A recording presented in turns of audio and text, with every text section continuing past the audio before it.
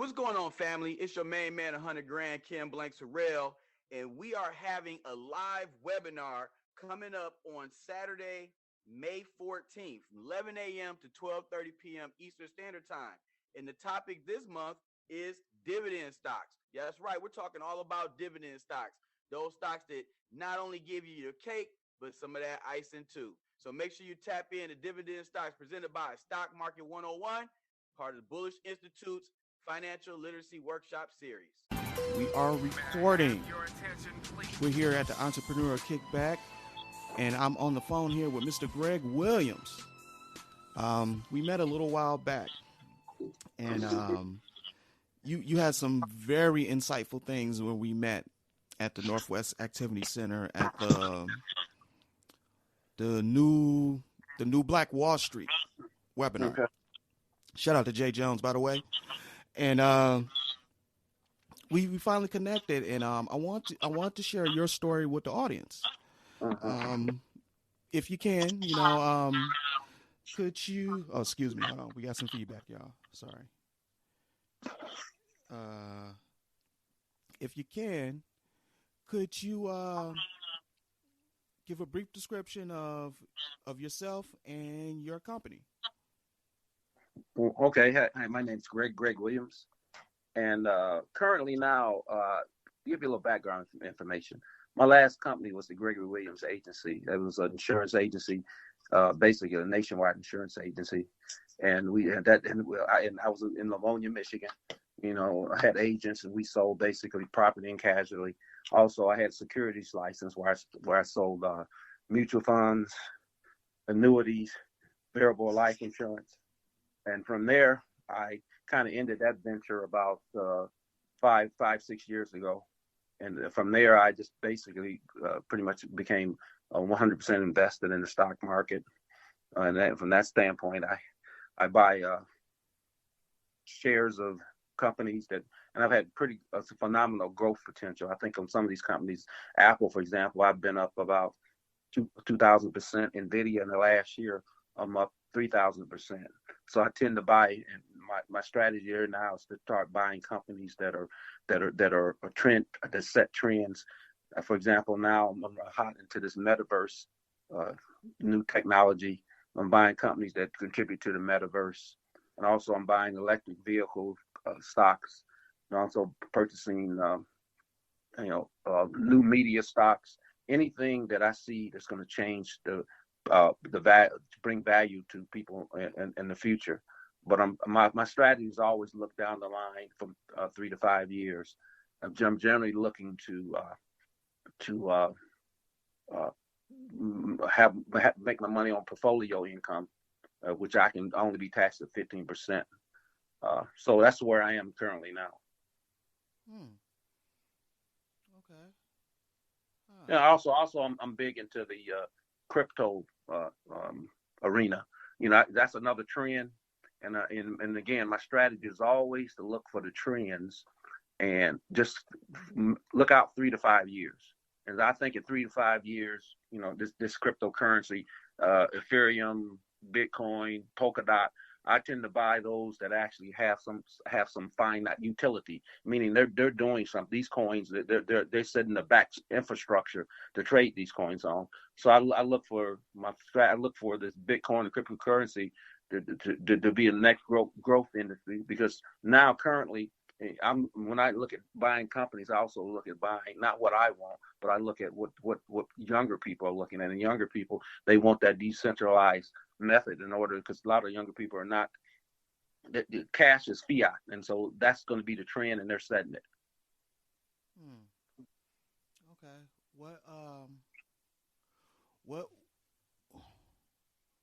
Oh, that's interesting. So you say you're all portfolio income now? Yeah, all my portfolio. There's 3 types of income. That you got the 1090 W-2. You have passive income, i.e., rental income, royalties, dividends, real estate, and then finally you got portfolio income. That's really long term. I call it long term capital gain. On the first one, the 1099 W-2 income, that's always taxed the highest. That could be at 30%. Passive income is generally with rental, depreciation, dividends held between 60 days are taxed at 15. So first one is 30% income you tax. The other one might be 18, and then I pretty much live off of long-term capital gains. That's when a stock is held for at least a year, and that long-term capital gain rate is 15%. Okay.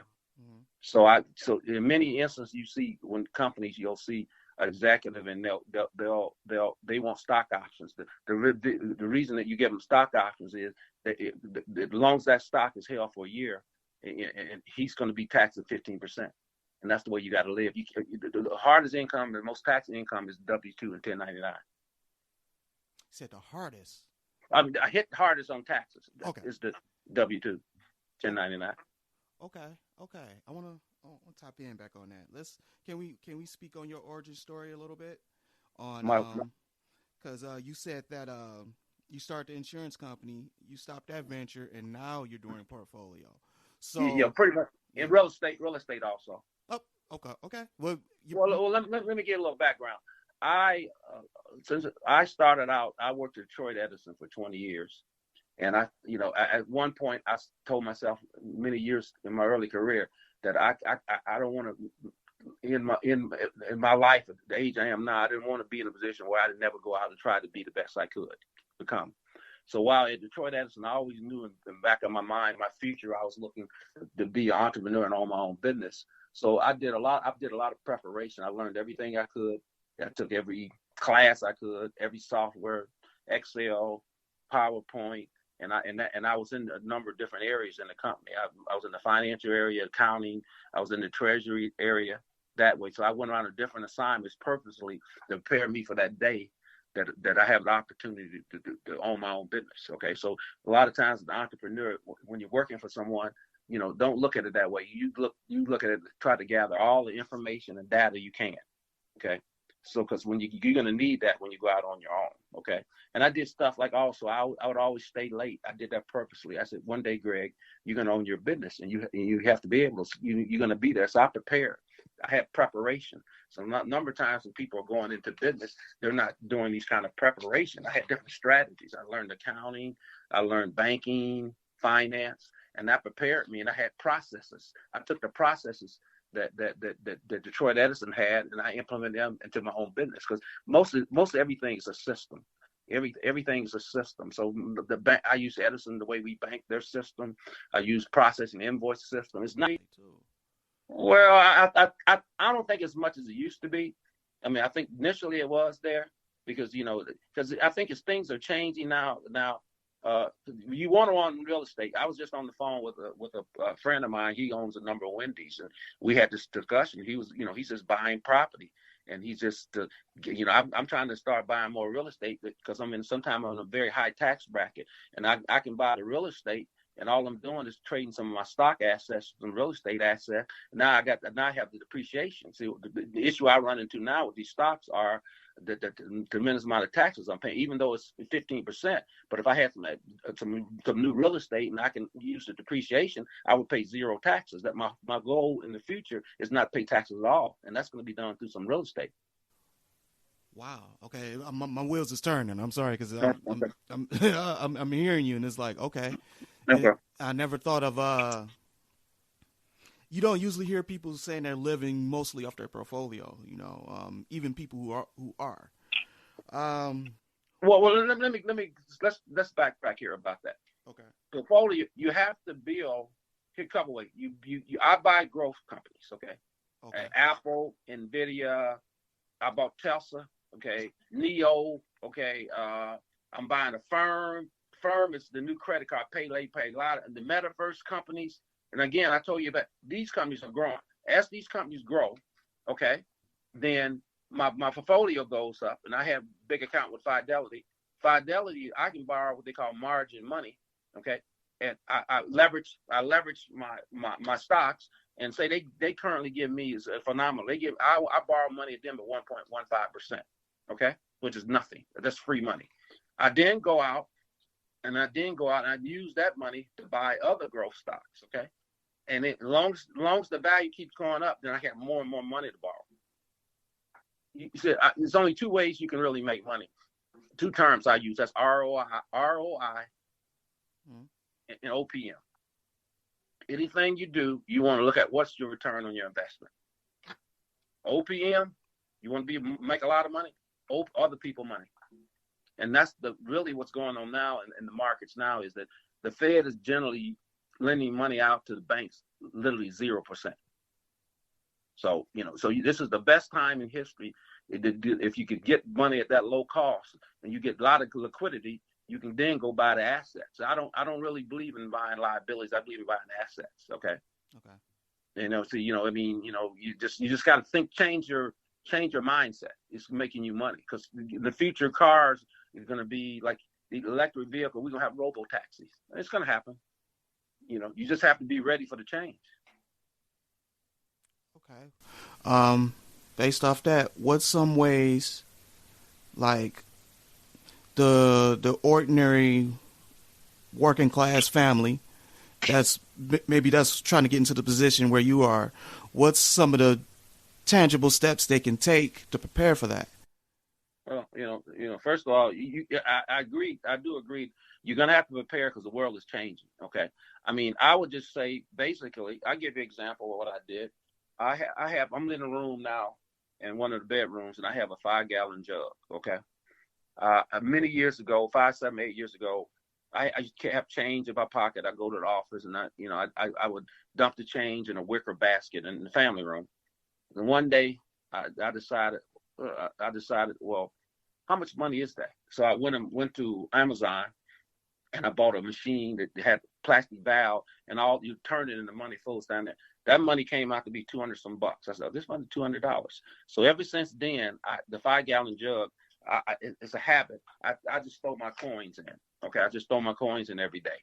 And my goal was, I just filled it up a couple of weeks ago, and I know that if I did a formula, a calculation, or you can ask Google, if you fill the quarters up in a 5-gallon jug, it's a formula, you'd have $3,800.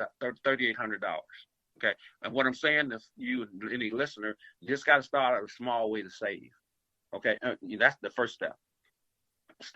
And then you don't want to put your money in the bank. The bank you're losing in the bank. So you have to find some kind of investment instrument that you can at least get 3 or 4% return, and you got to compound that annually, because that's the power of something. I think Warren Buffett said, the compounding interest is the ninth wonder of the world. And what compound interest is basically interest on top of interest. And a majority of people understand compound interest, but they understand the negative part of it. That's interest expense, like interest on a credit card. Okay. Mm-hmm. You turn that around and you get interest income. That's interest you get a dividend stock. Okay. Every quarter you compound it. Some of them pay monthly. So the idea is to change people's mindset. They got to understand that you got to save before you invest. And when you invest for the long term. It's not a year thing. It's a number of year. And then when you do it, you'll feel good and your endorphins will change, because you'll start seeing the power of money compounding. So this jug over here, I don't know what I'm going to do with it. I got nickels, dimes, quarters. It's probably $3,000. But all I did every day was throw the money in there. And it's an app. Anybody listening, if you got an Apple phone, just go on the Apple store and put it in compound interest. And I encourage anyone. There's one called Compounder, okay, and that you can play with it. It's easy to use, and it just shows you put $100 in a month, and you making 8% a year, and you're going for 30 years. And I'm going to do a calculation right now while we're on the phone. It's powerful tool. And when I was in grad school, we had to do it manually, but now it's something you can use. It's called Compounder. I encourage anybody listening to get that app, play with it. And I guarantee if you start really taking interest in it, it might change the way you look at money. Okay, Compounder. Yep, called Compounder. And it's on the App Store. Okay. Let's see, it's App Store. It don't take but a minute. And you play with it. And COM. Yeah, compound. And I encourage some to take a look at some of that cryptocurrency too. Just you just want to have a place. It's going to change things. And I don't get boiled out in the, playing the lottery mentality, going by some low value coin that you're just hoping it pops out. You're never going to get wealthy with the lottery mentality. It takes time. I always look at things in a decade. Most everything you do in life, if you want to be a lawyer, it's going to take a decade before you get there. You want to be a doctor, you got to go to 4 years. You got to go another 3, it's going to take a decade. Anything you do, you look at it on a decade basis. Okay. So if you planning on, everybody said you want $1 million, then plan on a decade. You can it's a formula. You can put it in the compound and say how much money, if I put $500 in a month, I get 8%, then how many years do it take for I be a millionaire? The other side of the coin is there's 2 functions. The one is the interest rate and the amount.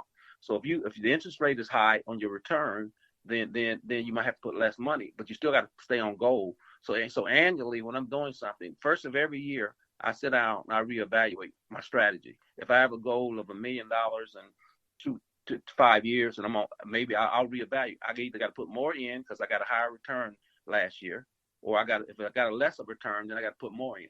Simple formula. Okay, because you said you already made the decision to be an entrepreneur. You Correct. Just need to make sure you're prepared for it. Correct. And I'm sure that came with trials and tribulations. Correct. Believe me. You don't make money I didn't make money if you're going out here thinking, that you're going to go out here and you're going to go out and make $100,000 a year or whatever, that probably is not good thinking, because what you make, you got to put back in the business. You got to reinvest in technology. You got to reinvest first of all, you got to reinvest in yourself. That's the first thing.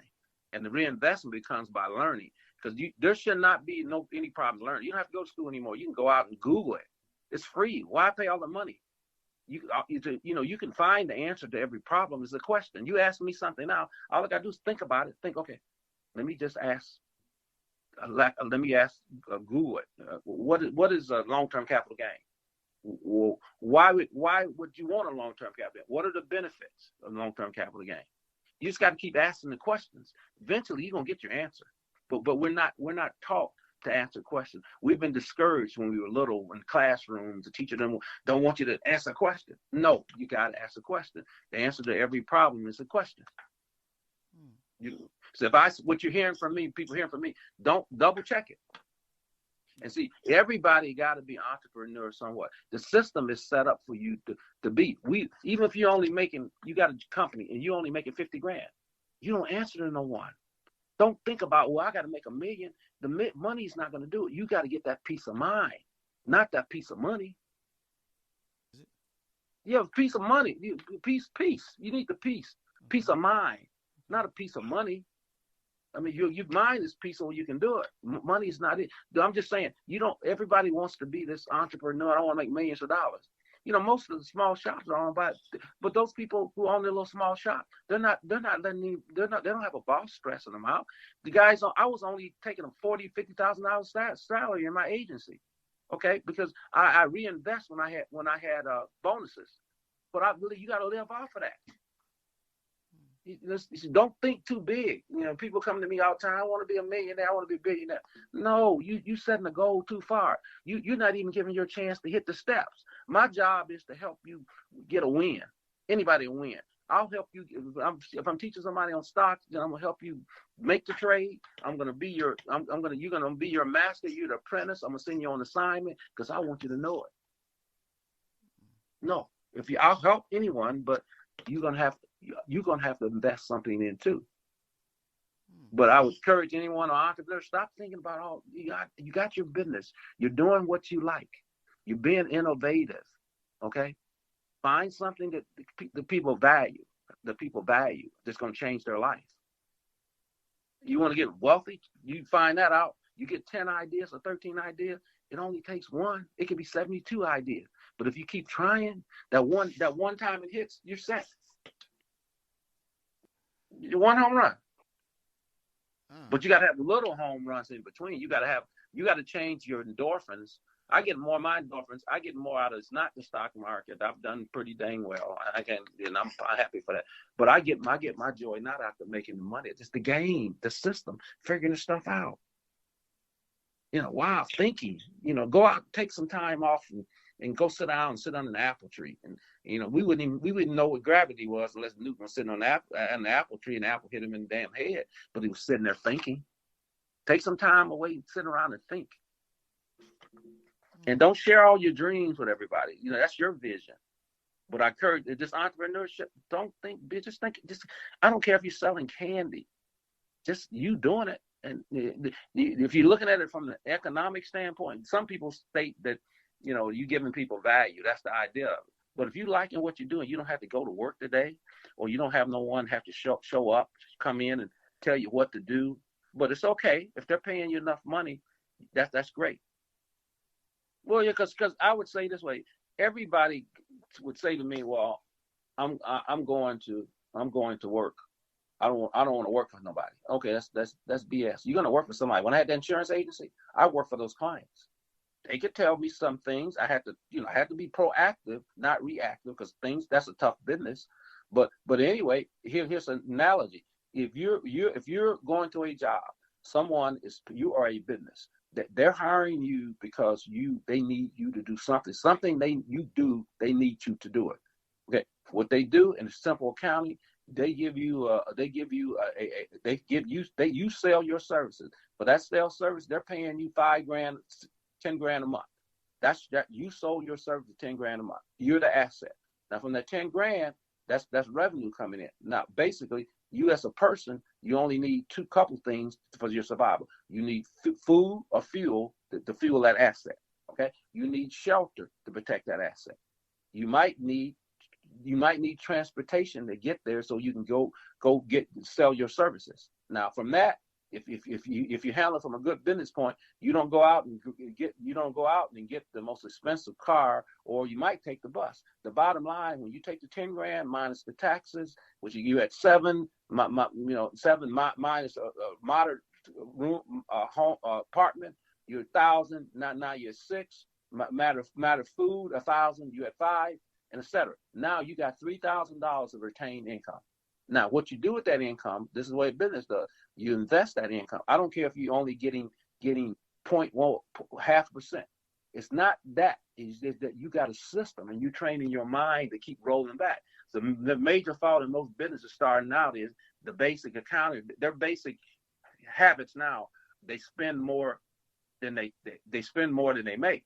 So every month, the retainer, if you don't get the next check, once that's pulled out, then your business is defunct. So when I tell people that's the way you got to think when you run the business. That's the way you have to think before you go into the business like that. Am I buying assets? I'm buying liability. Am I reinvesting my money at the end, or what am I going to do it? And normally most people don't reinvest it. It's not their fault. They just don't know what to do with the money, and that's not their fault, because in the world today, they give you a basic education, reading, writing, arithmetic, science, biology, etc. Then they give you a professional, what you do, but they never teach you anything about money. So again, I want to go back. If anybody listening, stop looking at yourself. I work for someone. No, they need your services. Okay, the greater the value of your services, the greater much they're going to pay you. If you you the guy that can program a robot. You have no education, and GM needs your robot. They might pay you $100,000 a month. They need you. Now from there, you don't go. Stop saying I'm working for somebody. Nobody's putting a pistol to your head. You are working for yourself. Now if somebody comes along and they say I want to pay you $1 million a month, and you'll take it. Trending now in the future is, I think companies going to move away from employee. I think a lot of them going, you got to be 1099. And why do I want to worry about taking out your taxes now? So you have to start thinking a little bit more, because when you start getting 1099, it's more like sales. You have to know how to manage your money.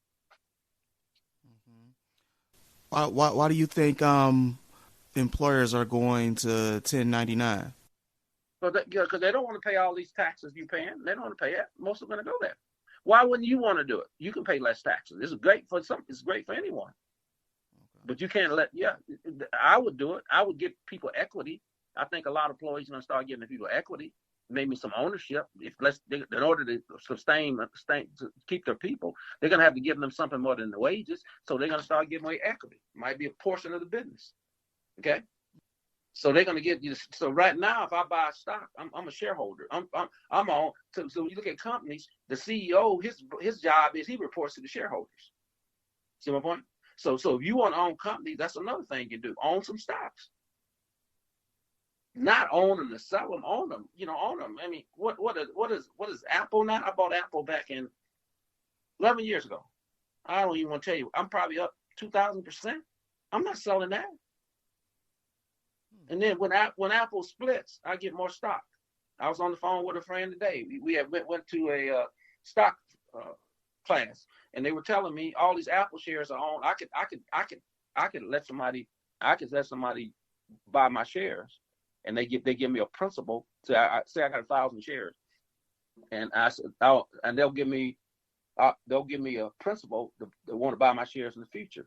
Okay, but I can have income off of my Apple shares. It's a whole lot of games there. Some guy give me, I still have 1,000. Somebody give me 9,000 because they want to buy it at 160. Okay, if it comes to 160, I sell it. Okay, but I go right back in and buy it back again because I already had $9,000 I made on premium. Yeah, well, yeah. The biggest thing is, is to always having your money out there working for you. That's the big thing. And even it's good. Get to the point at a certain level, it becomes a full-time job, but it's a nice job.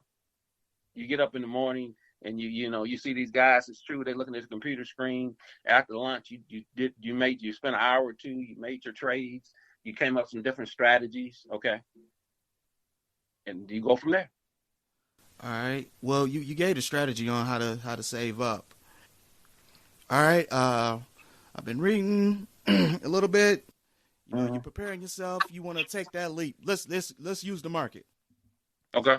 Let's use the market.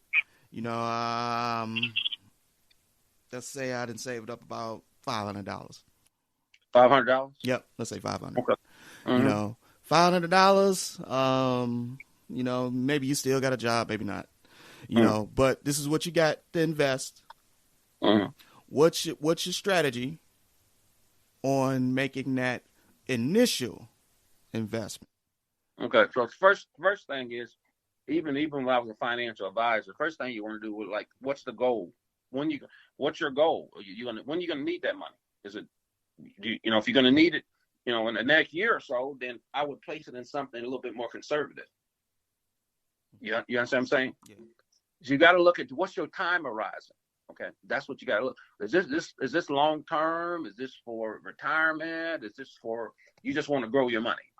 That's what the first thing you got to determine. But we'll make it simple. If you had 500, you don't have 500. What I probably would do now, you can go in the market. You don't have to pay for. You don't have to pay commissions on trade. Okay, so you could go in the 500. So I would say let's not put all the 500 in one. Let's put 100 in a month.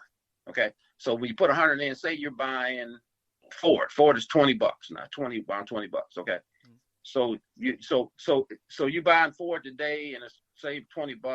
So you can buy fractional shares. You can go in and buy $100 worth of Ford every month. Okay, so around $100, that's going to get you about 4.5, close to 4.8 shares. Okay, that month. You got me there? Yeah. Then the next month you put 100 in, say Ford, and then next month say it's a 19. You're gonna buy a little bit more shares. The next month, say Ford is at 20. So if you put the 100 in on that basis, then you're gonna get, that's called dollar cost averaging. You're not gonna get hit with one. It's like today, the market's pretty bad shape today because of this COVID variant. So right now today, you might put 100 in, and it might be an 18 for it. Don't worry about it. You're just gonna put it in there periodically. Okay, you got me there? You with me? Yeah. Okay, so that's the strategy. Good, don't understand stocks, or you don't want to get in that. Then you can buy what I call index fund. Okay, you can buy the S&P 500. Have you heard of that before? Yes, but you can put that's S&P 500 is Standard & Poor's 500. 500 are the largest companies, most profitable company. This is an index. You can buy dividend index fund. That would be companies that are paying dividends. Dividend. You could buy one that's pharmaceutical. that have pharmaceutical companies. And this was not a mutual fund. We would put in the ETF because you don't want a mutual fund. You want to buy ETF. So you can, if you don't want to pick the stock, you can let them pick it. You buy ETF fund, index, pharmaceuticals, finance, technology, spider index, and you can have it play that way. I would suggest to a number of people, if they're not don't know much about stocks, then buy index fund. Okay. And see, and while you're listening, you can just Google in the index fund. You can buy S&P 5. That model to S&P 500. If you put that in there, you ask S&P 500. If you were just stayed in S&P 500 over years, you would always be about 8% return over time. And then you look at this, you can go to the ETF and you can look at prospectus, and it'll show you all the companies that are in there. So you can sector funds. I would recommend that. Individual stock. Just if you want to pick one, I don't pick a stock. Pick one that's growing over time. And you have to manage your emotions with this. Okay, it's going to be fluctuation, but you're in there for the long term. See, because it's kind of, money is made up of, I think 4 areas I think about. Money's made up of money management is made up. You got finance, okay. Emotional intelligence, okay. Character, what is spiritual and financial. Financial, spiritual, because you have to be able, so when I say spiritual, you got to be a good character. You kill your work, you pay on time. That's character, okay. Emotional intelligence. You get proactive, not reactive. Because anytime you get reactive, you're gonna have chaos. Okay, that's something. These are principles that you have to have in order to keep a sound mind to do that. It's not all money. The component of money is your spiritual standpoint of it. This is not religion. Your health standpoint of it. You gotta keep your health up. You gotta let all this machine function. You gotta get up in the morning. You gotta be on time. Time is everything. Because when you trade in a stock, 1 second, 5 seconds, it would have a slow computer could mean a lot of money. Because they got millions of transactions going. Okay. Set time, yeah, and I'm saying ultimately, and what I'm learning during my journey is that you say peace of mind, because when you say peace of mind, that's how I'm thinking. It's time. It's you have the ability to allocate your time as you see fit, within reason, of course. Within reason, of course, because like you said, if you have a client, you're the asset. You have to provide us value and time for that particular time. And by compounding your money, you buy that time back, if you will. Correct. That's what you're doing. Basically, when you see it, people say I want to be a millionaire. It's irrelevant. If you're happy where you are, that doesn't matter. I don't think if I got $10 million, it's still not gonna make a difference. But the biggest thing you have control of your time. Okay, you got control of your time, and in life you got options. You want to build up capital for options. Sometimes you don't have any capital, you don't have any options. But we tend to buy because the economy is consumer oriented. We tend to buy things that, or we might want to look successful or appear to be successful. That's not it. You just want, like you said, peace of mind, your time. I can get everything. I can always get more of anything else but time. I can make more money, but I can't get more time. The proper respect for time determines success or failure. One more time. Get that to him one more time. The proper respect for time determines success or failure. That's powerful. Is that something you came up with just based off your experiences? No, I read this. I was a youngster many years ago, and back in Georgia, and we had to read the autobiography from Malcolm X. I think that came from Malcolm X. I've been remembering that since I was a kid. Is that the biggest lesson you can give for an entrepreneur? Well, you got to be on time, and that's one they got. Yeah. You got to time it. You got to have a goal. You got to map it out. Another thing I give for entrepreneur, you got to. We talking about a business plan, but you got to have some systems in place You got to be able to check your systems. You got to have a human resources system in place. And now it's quite easy with all this technology. When I had my business, you got people come in now. You can put it on the computer. When they enter. You don't have to even you don't even have to address that issue of someone being on time. The system will tell you.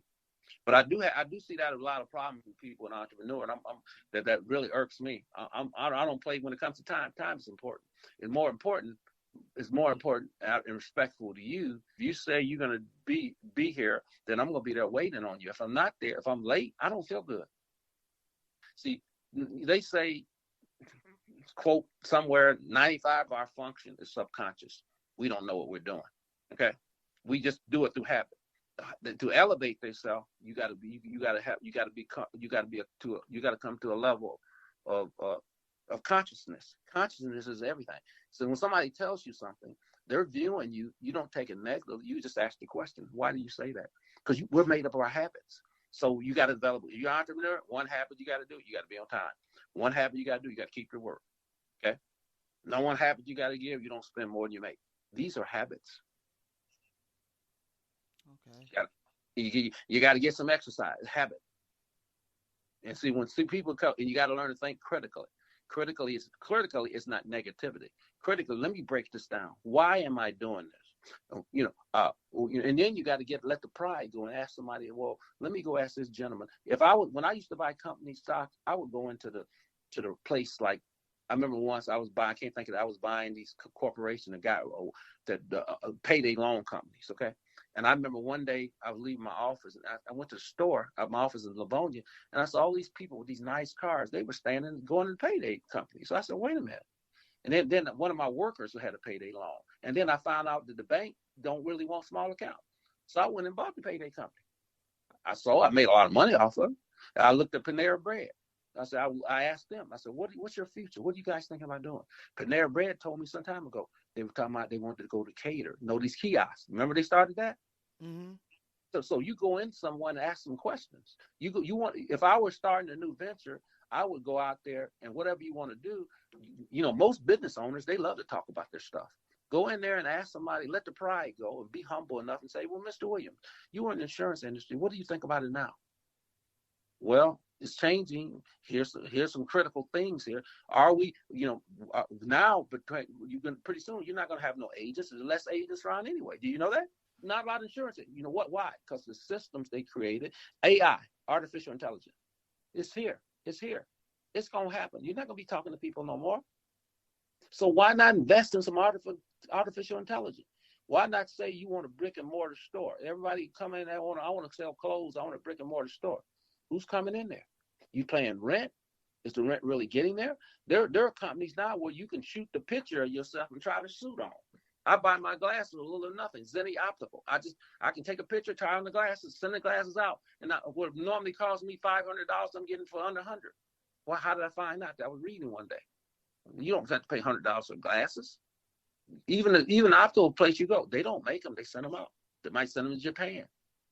So I'm saying, if you're an entrepreneur, you need to go in and sit down and talk to someone who's doing what you're doing, and ask them and talk to somebody who's been successful. And don't think when they say something is negative. You got to look at all obstacles. What's the worst case analogy? Somebody said that's being negative. No. We'll figure it out. And you can't stop either. There's a problem occurs, and you the owner, you got to fix it. And you got to manage your emotions. That's one thing I believe for. You have to be proactive, because if you're reactive, you're going to have chaos. If I got a customer and the customer's got a problem with one of my agents, and one of my agents is mad with my agent and they want to talk to me, I got to end that problem, because that chaos is going to go on and on and on and on.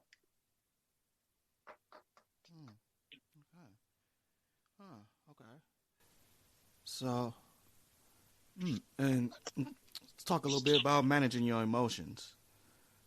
Are there any exercises that someone can do to help them be aware of their emotions? Because, I'm going to speak personally for myself, just based off all the research I do, is you try not to change who you are. However, pay attention to what triggers you Mm-hmm. and then manage that. You know. Well, yeah, I've learned, you got to learn, it's a habit, you got to learn to catch yourself, okay? Okay. Don't, like Elon Musk, I was looking at something that, you ever watch him talk? He might take 15 seconds before you answer the question. You see that pause he get in there? Watch it. We're too quick to react. You ask me something, somebody asks you something, and you just got to slow down, take a little deep, learn to breathe, and say, I'm not going to respond to that. It's a habit.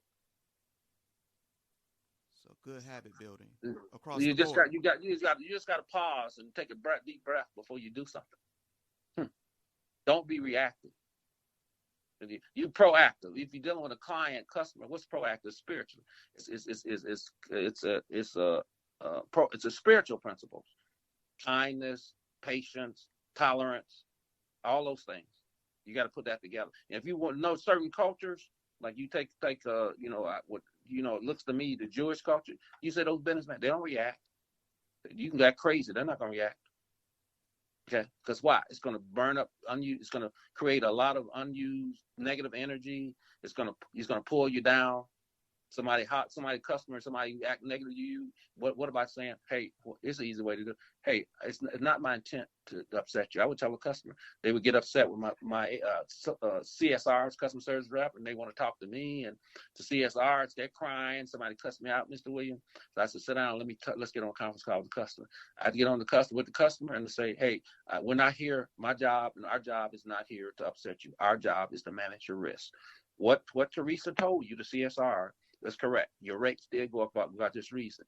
And if you want to shop me, I appreciate you being there with me. If you shopped insurance, make sure you give us a call back and we can go over it and make sure you got comparable coverages. And then I say, by the way, Mr. Smith, if you get really angry, then I'm the big guy. Just call me, because Teresa, she's a little upset now. So if I got reactive, what would happen? The customer's upset. My employee's upset. What if I told the employee, I'm not paying you money to have them call me. I'm the big guy. And then she's upset. And she answers my phone. This is Greg Williams agency. But she's going to say, this is Greg Williams. Then one of my clients is going to say, what's wrong with you, Teresa? Well, my boss jumped on me. So if the client, I got to take the hit. The client is upset, then he calls corporate. So you don't get reactive. You get proactive. I'm sorry. We're not here to do it. You get your little tolerance. Okay. You with me here? Yeah, I'm with you. See, a lot of these things we study spiritually, we hear them. What do they call it? What I'm just talking about, fruits of the spirit. You heard of that, right? No, I haven't. That's in the Bible. Fruits of kindness, tolerance, patience. There's about 8 of them. You look at fruits of the spirit. And, patience, tolerance. That's spiritual. If you do that, successful people, they know, okay, I'm sorry. And then yes, I'm sorry. Because once you get reactive and you get upset, you don't function. That's now you're down. Now you got to build the energy back up, rather than say, hey, my bad, I'm upset. But don't tell me you're bad. That's one thing I would tell anybody entrepreneur. Don't tell me I'm sorry. I happens all the phone. Somebody, I say, look, I understand. Sorry is not what we want to do here. I want a solution. Let's get a solution. Sorry gives them escape.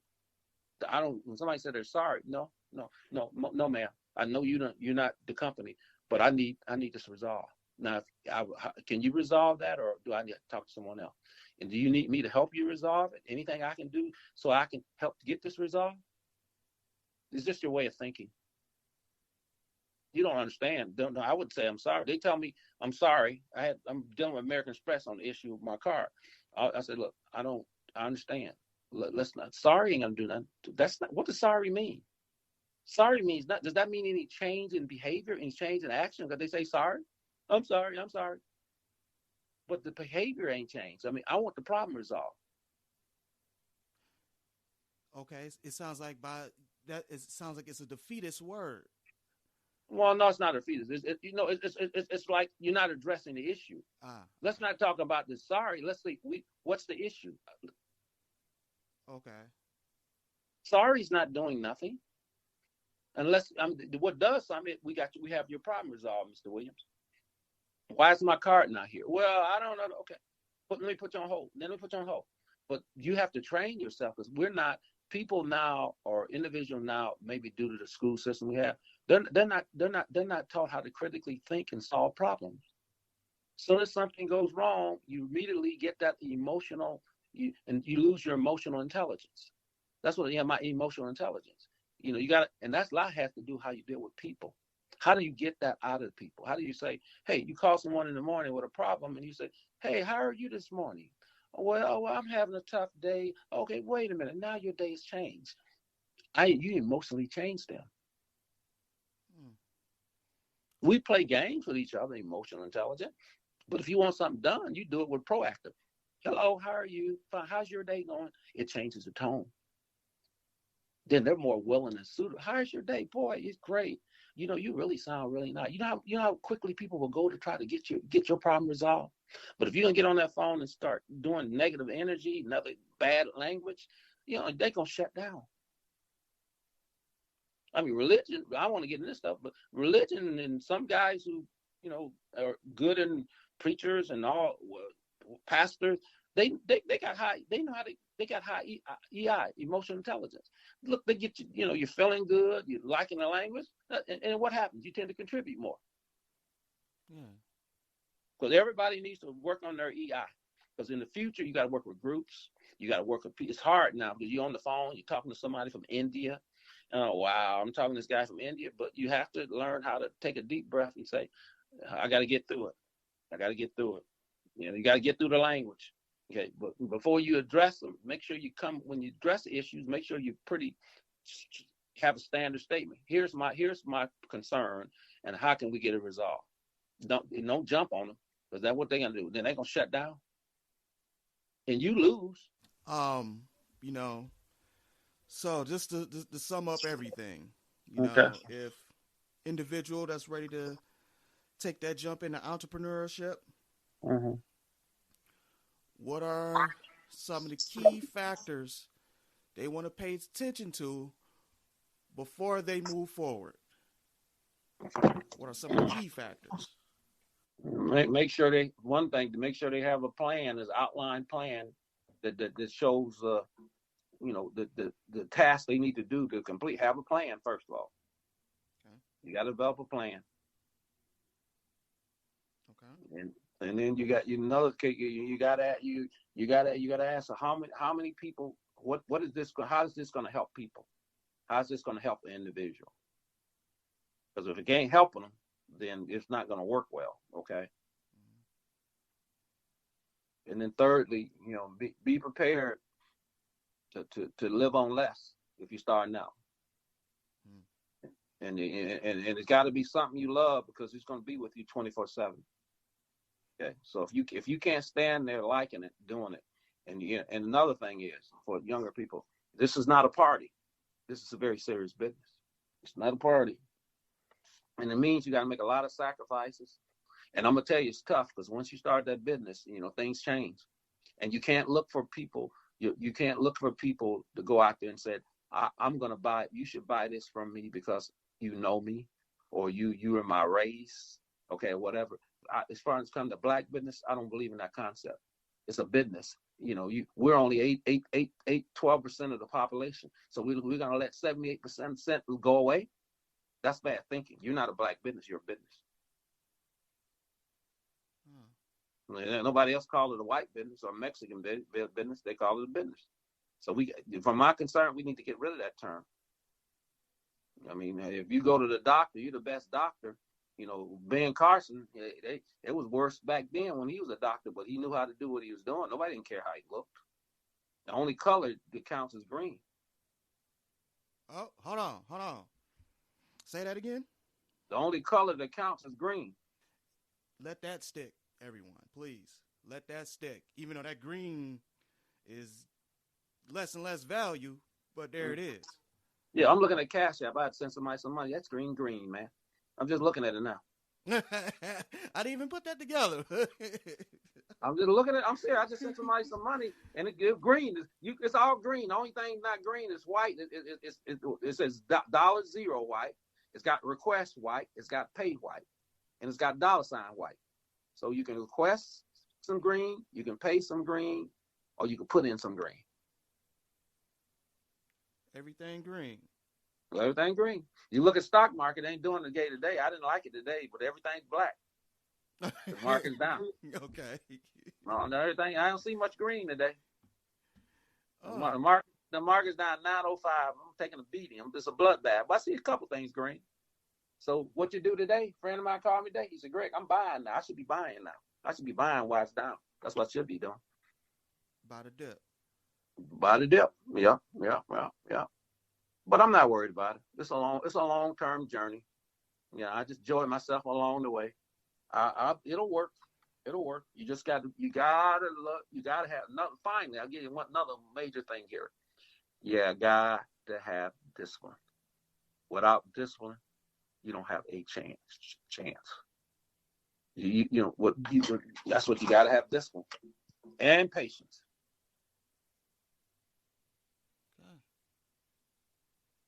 Discipline is doing what you hate to do, but doing it like you love it.